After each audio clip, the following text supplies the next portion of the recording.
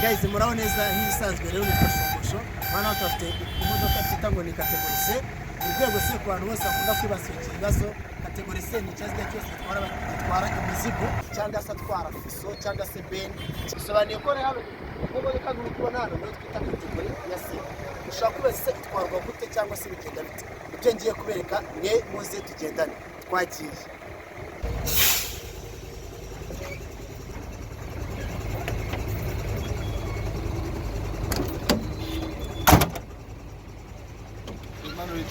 Yes, guys, nkuko nababwiraga rero murabona ko tugeze mu ikamyo ni category se ukora n'ikibasobanurira so rero ushobora kwibaza itwarwa gute bigenda bite cyangwa se iyi category se ku muntu yifuza yabona gute byonyine iminsi 10 yonyine gusa ufite category ya C.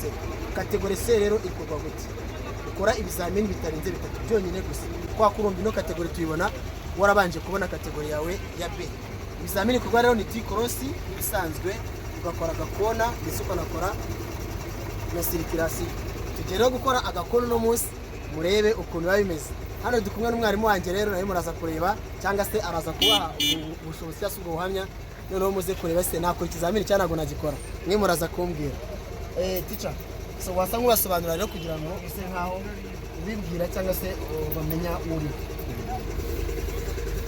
murakoze nk'ibisanzwe nitwa Jean Habimana abandi umwarimu wa category C bamwita John hano ku kibuga cya site ya Rubirizi cyahoze ari Gasabo. Uyu munyeshuri rero mfite bikwa Shumbusho umunyeshuri wanjye araje kugira ngo dutangire twige ikamyo abashe kujya atwara hoho ndetse atware imicanga amatafari amabuye n'ibindi byose nkaba ngira ngo dutangire aka kanya tureba ibigize iyi kamyo kugira ngo itangire kwigisha uyu munyeshuri.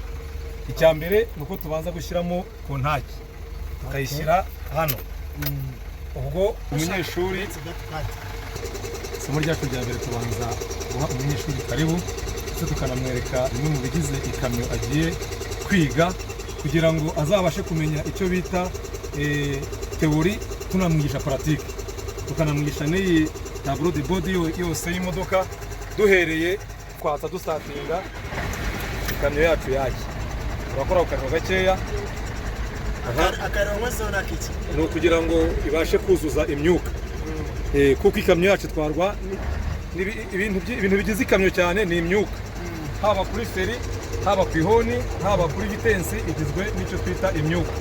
Iyo myuka rero iboneka mu gihe imodoka iri kwaka kandi ikaba ariyo yicaginga iyo imodoka ari nzima. Imodoka yacu ni nshya kandi ni nzima nk'uko mubireba imodoka yuzuza imyuka hatagize undi muntu ugizemo uruhare n'undi. Birwa n'iki kigeze ku mwuka wose hano dufite ibipimo ariyo tugiye kumwereka.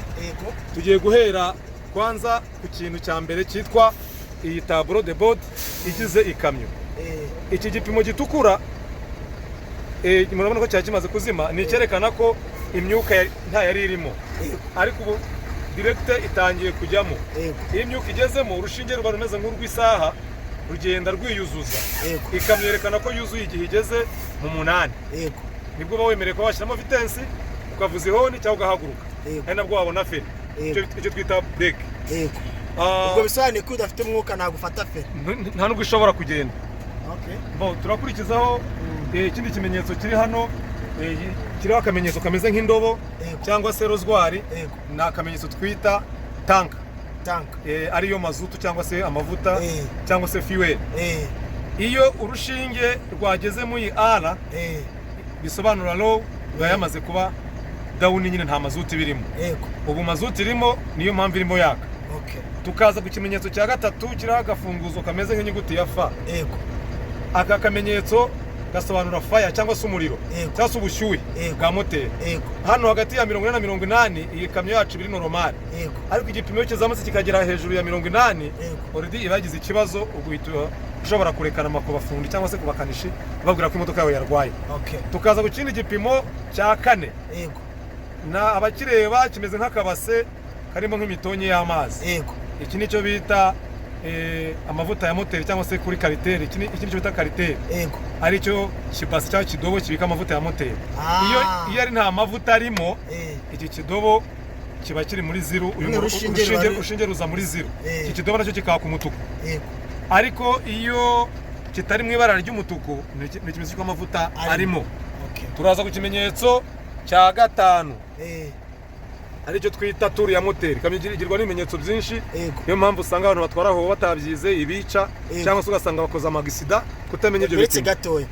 Guys, bino bari kutwereka bizakugira umumaro mu myaka yawe uri imbere nkuko nababwiraga mu kanya.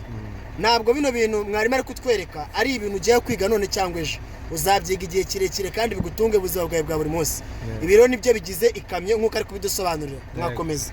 Bo ndakomeza ngeze ku kimenyetso cya gatanu twita turu ya moteri cyangwa se umuvuduko wa moteri. Umuzenguruko wa moteri uko ituruna, ndumva atari Ikinyarwanda ni nk'Igifaransa, ariko bayita turu ya moteri. Iri mu ibara oya abashoferi bose bazi turu ya moteri. Iri mu ibara ry'umweru ndetse n'iry'umukara n'iry'icyatsi kibisi. Uyu mweru ubara inimero zaho urushinge rugomba guhagarara, umukara ukabara ikureri rya taburo, green aricyo cyatsi kibisi ikakwereka ibipimo ntarengwa ugomba kugenderaho. Iyo urimo ugenda mu muhanda uri ahantu hatambitse, urushinge rwawe rugomba kuba ruri hagati y'10 na 15 bitarenze. Iyo birenze hano n'ubundi bikaza muri 20, ubageze muri risk yo kuba imodoka yakora impanuka cyangwa ukamena moteri cyangwa se ukabura na feri ngomba kuhagarara. Ibyo ni ibintu ugomba kwitegereza cyane mu gihe ugenda n'icyo urushinge rumaze. Iyo rudakora urahagarara ntaho wagira ko moteri igize ibibazo ntiwabimenya. Nibyo? Yego. Niko bimeze rwose. Okay, none hano tukagira hano kuri urushinge rurerure rumeze nk'isaha narwo ni ikimenyetso cya 7 cya 6 plutôt. Nicyo bita kilometrage. Kilometrage nanjye ndayizi. Ni ibirometero imodoka iba yagenza cyangwa se niyo yaba na moto. Okay. Hano mu mujyi wa Kigali cyangwa se n'andi hantu ku ikamyo ntabwo wemerewe kurenga nibura hagati ya 50 na 60 kuko mu Rwanda tugira umuvuduko utarenze 60. Iyo urengeje 60 uri muri soko utabona feri cyangwa se kuba wakora gisida bitewe n'ahantu uri. Ugomba kuba uri hagati ya 50 na 60 cyangwa se ukagera muri 40 kugira ngo ugire ubwirinzi. Turakomeje. Utwaye umuzigo ahantu hahanamye hacuramye ugomba kuba uri hagati ya 20 na 30 kugira ngo ugire security ya wa muzigo n'abantu bakuri imbere cyangwa se n'abantu baguturuka inyuma. Cyangwa se n'amakorosi dufite yo mu Rwanda. Wagira ahantu heza dusuppose nk'igitarama cyangwa se harakuri ruriba ya Nyabarongo, wenda ushobora kugira muri 50 kutarengeje 55 kugira ngo imodoka yawe iri normal. Ikindi kimenyetso gikurikiyeho cya 7 ni itara ritukura, iyi baton itukura icana icyo bita double clignoteur. Izi zikoreshwa igihe cyose uhagaze ahantu hatemewe cyangwa uri mutera rivansi cyangwa se imodoka yagize ikibazo ugaragaza ko hari ikibazo wagize ku bantu baguturutse inyuma cyangwa imbere. Tukagira ikindi kimenyetso iki ngiki ni icyo bita iki kimenyetso kigaragaza ko harimo feriyam. Ni icya feriyam. Igihe turaza kukigeraho. Gikuyemo feriyam kirazima. Turaza ku kimenyetso kiri hano hasi kuba bireba nicyo gucana amatara kuko ntabwo uzatwara imodoka gucana amatara. Ugomba gucana amatara igihe cya nimugoroba cyangwa se mu gihe cy'imvura nyinshi ugashyiramo amatara y'urugendo cyangwa se mu gihe cy'imvura murabizi neza ko mbwiya ziti birimo. Tukaza ku kimenyetso kiri hano kuri vola ariwo mukono. Uyu mukono ufite umumaro w'ibintu bitatu. Icya mbere uratanga amatara ndangacyerekezo aribyo binyoteri mu ndimi z'amahanga. Ukagira n'akandi kantu kari hano ka batoni ukandaho ihoni bikavuga. Ukagira n'akandi kantu gakubiyemo muri yangasira ukaraga cyo bita essuie-glace zigatangira nazo kugira gute zigutera. Ukuzizimya urongera ukagasubiza inyuma. Turaje iyi ni vola. Tugeze hano mu maguru ubwo turi kugenda iruhande. Imodoka yacu ni manuel. Igira icyo bita embrayage. Cyangwa se clutch. Ikagira n'icyo feri, icyo bita feri ariyo brake. Ikagira n'umuriro ariwo bita accelerateur. Ibyo ni ibintu bitatu bigize. Hano hasi ikagira akandi ka batoni gakunze kuba gatungura abantu benshi badatwara amakamyo. Yes. Ako ka batoni bakita frein moteur. Ako kitwa frein moteur.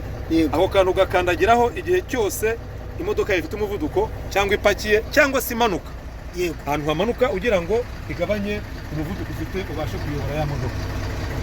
Frein moteur ikoreshwa gusa mu gihe imodoka iri kugenda. Iyo ihagaze ukayikoresha izi modoka zacu za benzi z'amakamyo irazima kuko ihita ifunga moteri ikayifrena kandi itarimo igenda ihita ihagarara. turaje tugeze hano. Iyi batoni mureba yitwa Freyam. Abantu batabizi Frey moteur na Freyam ni ibintu bitandukanye. Iyi batoni yitwa Freyam. Freyam ikora mu gihe cyose uhagaze, waba uri mu muhanda muri ambutiyaje, uri buhagarara umwanya muremure, cyangwa se umaze guparika uri buhagarara umwanya munini. Buriya muri ambutiyaje ukoresha Freyam? Yes. Ntabwo wakoresha Frey. Uri muri ambutiyaje ukabona baraguhagaritse cyangwa urahagaze, umwanya uri burenga amasegonda 30 idushyiramo Freyam. Kuko udashyizemo Freyam ugakandagira Frey gusa, Frey ikoreshwa n'umwuka twabibabwiye kuva mbere mu isomo rya mbere. Wa mwuka uba uri kugenda kuko ntabwo imodoka ibiri kumuvinga niwe yakongeramo undi mwuka. Igihe cyose ukandagiye bureke rero imodoka ihagaze y'ikamyo yita iba down, iba down yakora gusa. Niyo mpamvu uhita wiyambaza Freyam ugashyira poemoro ugakuraho ugakura ikirenge cyawe kuri feri no kuri amburiyaje ugatuza. Wajya guhaguruka ukabanza ugakandagira amburiyaje na feri ugashyiramo vitesse ukabona gukuramo Freyam, then ukabalansinga amburiyaje yawe imodoka ikagenda, then umukandidate wacu abone gutangira amasomo ye. Guys, muranyizeye cyane. Ndibaza wabyumvise ubwo urumva amasomo ndetse n'ibinanabisubiramo ngewe nabyumvise byose. Ndumva amasomo yacu ari uko yaba ameze kandi nayo arumvikana, ahubwo tugira ngo tubaze umukandidate wacu icyo yaba tumvise adusobanuze, then dutangire isomo.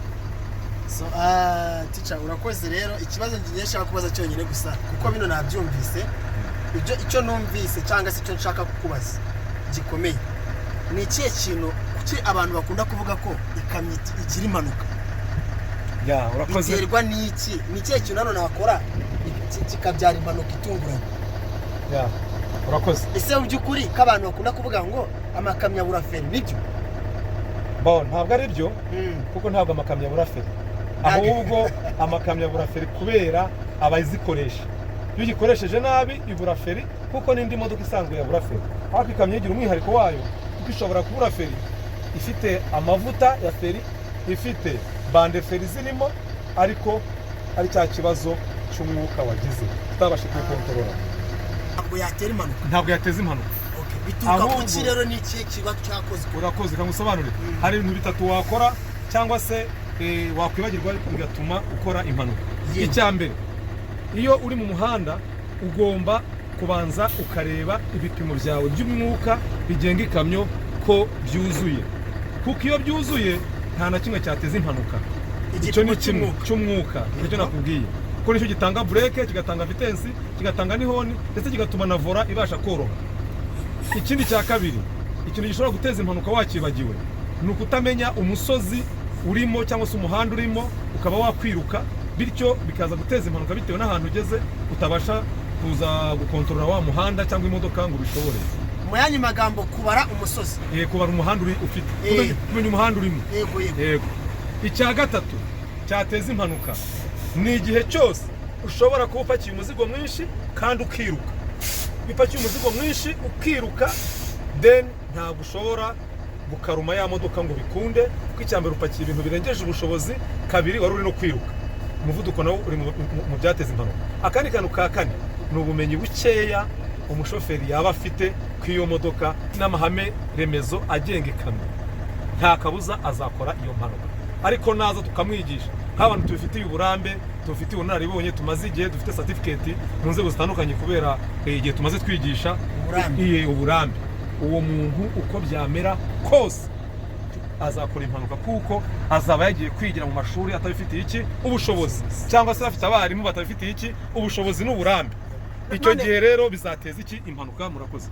None icyo ndi kwibaza, ubwo bisobanuye ko impanuka ku ikamyo yaba iyo ariyo yose ni uburambe no kutabara umusozi cyangwa se urugendo n'umuvuduko ufite no kutamenya ibyo ugiye gukora mu gihe utwaye iyo modoka n'imizigo upakiye, no kubutarize dashboard yayo, no kubutazi dashboard yayo. Okay, so hanyuma ikindi kibazo ndi kwibaza kimwe cyonyine gusa kugira ngo wenda n'abantu babyumvire banasoza. Ubundi ko wiga ikamyo iminsi 10 ibihagije kuba ubonye perimi, ushaka experience cyangwa se ushaka uburambe nibura cyangwa se kuba trained, kwihugura byibura byagutwara igihe kingana giti? Murakoze. Kwihugura ikamyo mbwira uti ngewe ni iki gihe ibindi byo nabibwira abanyarwanda kwishyura ni ibisanzwe amafaranga abantu barafite nta kibazo we mbwira uti ni iki gihe byibura ikamyo wayimenyereza ukavuga ati ngiye kujya mu muhanda nta kibazo mfite nk'uko bisanzwe abantu twigisha ikamyo baba basanzwe batwara izindi modoka ariko ntoya ntabwo ari ubwa mbere bayicaye mu modoka we mbwira iminsi ubundi iminsi yakabaye myinshi cyangwa se mikeya hagati y'iminsi 7 n'iminsi 15 ntabwo ishobora kurenga guys iminsi 15 rero reka tujye gukora ikona mureke nanjye namenye ikamyo mu gihe gito cyane ndi kwigishwa na mwarimu wanjye John.